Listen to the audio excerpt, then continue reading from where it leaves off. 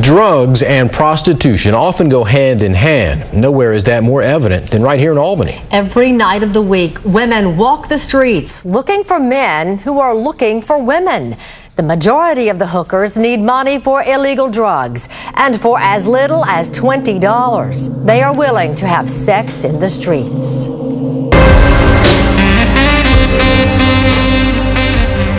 Here she comes.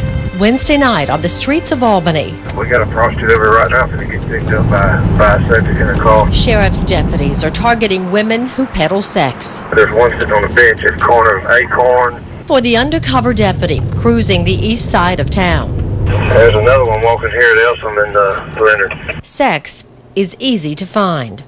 10-4, she's in the car. The blue lights in the rearview mirror. Yep, he's pulling us. Damn. Put an end to tonight's work. Grab the dash? Grab the dash. How are you? Fine. You stay right across. What in the world? Feigned surprise over a trip to a familiar place. What am I going to jail for? Prostitution, baby. Within minutes, another woman slips into the front seat of the car with the undercover deputy. They drive off into the darkness. I don't like the tricky cars. I know. Alleyways. Yeah, because that's where you get called. I just got out of jail. I ain't trying to go back. She's nervous. I'm worried about you being the police and taking me to jail. And that's where she's headed. Surprised, but not. What did you just get out of jail for? Prostitution. Hang right back there. Put that, come here. Hey. I don't want that camera. I knew I was the police, man. Sex in the streets isn't the only thing these women have in common. Yeah, she tossed her stem over here somewhere. They both had stems or crack pipes. Started prostituting when I was 17 for crack. 34-year-old Ann has had sex in the streets. I was just a crackhead, you know, just a crack whore. For 17 years, she sold herself for drug money. I'm ashamed to admit I have had sex for $5. $5, just enough to get a tiny piece of crack cocaine. There'll be times where I didn't even want to go. I didn't want to see a man. I didn't want to be even looked at by a guy and still go out there just to get that hit. That hit, the crack cocaine, the companion of sex in the streets. Finally fed up with life on the streets, Ann moved from Mississippi to Albany 4 weeks ago. I need more than just help with drugs and alcohol. It goes deeper than that. Even though it hurt at the moment. Now she lives at Graceway Recovery Center. There is life after prostitution. Ruth Fryer is on the staff at Graceway, where up to 15 women can live while they battle their addictions. So what did you learn from yesterday's experience? These women, most of whom are in their early 20s, have varying addictions. They spend their days in group sessions. They have chores and activities, all designed as therapy. It really gets them out of themselves and gets them to stop focusing on the problem and get into the solution. A solution that centers on spiritual, mental, and physical well-being. Time is a key factor with just healing those deep, deep wounds. Everybody thinks I'm okay. Wounds left by a lifetime of addiction.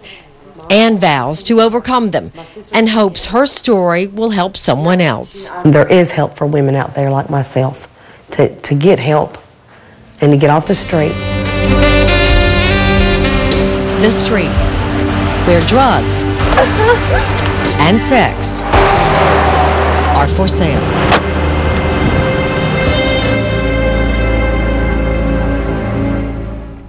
The two women who were arrested that night offered to perform sex acts for $20 and $25. The first one, 36-year-old Sheila Marie Dunn, is now out of jail. She pleaded guilty to prostitution and got 12 months probation. The second woman, 26-year-old Shelly Marie Liberto, remains in jail. She had only been out for 7 days when she was arrested that night. She also entered a guilty plea to prostitution, but because she had previously been busted for the same thing, she's now serving 6 months behind bars. You can see this story on our website, WALB.com.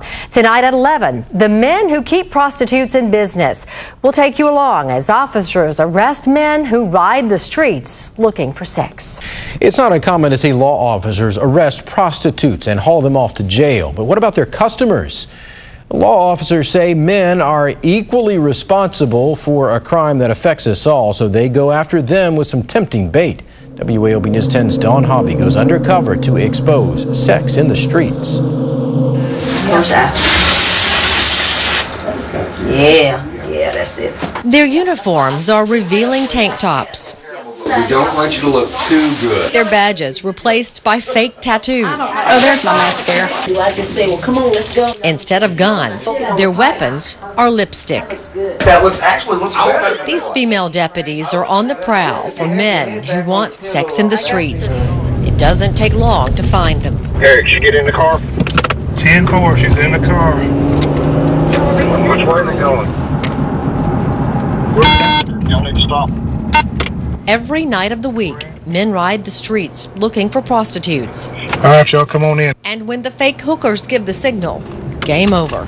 And she's got her hand on top of the car, red Camaro, one headlight. The tricks, or Johns, are hauled off to jail. Come on out, put your hands up.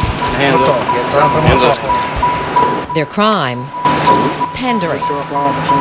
A crime some label as harmless. We've had people come to me or question me about that's a victimless crime.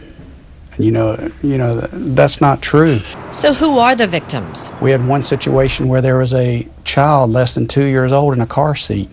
The man had to go find a place for the child and then come back to meet the prostitute. Children and spouses. When you look at the diseases that these women carry, some of them, and they go back and share it with another man or share it with another woman, and it continues on, and you have spouses involved here. And taxpayers. Many of these people come in here suffering from HIV, hepatitis, other chronic medical conditions that they've not cared for over the years. And it's a big expense. At the root of this expense, One piece of crack, 10, 20 bucks. illegal drugs. Almost every prostitute that we arrest has something to do with either crack cocaine or methamphetamine. And the women who are addicted will do whatever it takes. Degrade their morals, degrade their body, degrade themselves for that drug. And started using crack at 16. It made me feel so alive and free. But her freedom ended with that first hit. It got to the point where it wasn't fun anymore. It was, it got real bad. And then, it turned into sex. Sex in the streets, whenever, wherever. And the Johns who pick them up put drugs within their reach. Wherever he drops them off is going to be close to where their dealer is. Get out. Yes, sir. Pandering is a misdemeanor crime that rarely carries a prison sentence. But it's a burden on the system. From the law enforcement standpoint, we just continue to try to put a stop to it. When we get complaints that they're out there, we go and get them off the streets as fast as we can. It affects all of society. And all of society ends up paying the price for sex in the streets. Dawn Hobby, WALB News 10, Albany.